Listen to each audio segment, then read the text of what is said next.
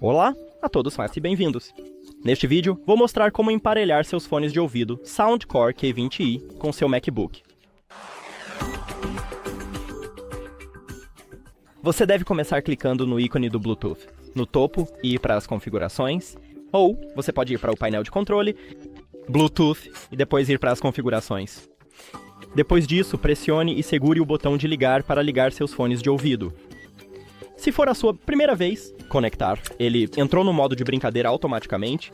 Se não quiser entrar no modo de brincadeira, pressione 2 vezes o botão. 2. Aqui vamos nós. Então clique em conectar. E conseguimos. Obrigado por assistir a este vídeo. Se você achou útil, por favor, considere se inscrever no canal e deixar um like no vídeo. É realmente importante para nós. Até mais.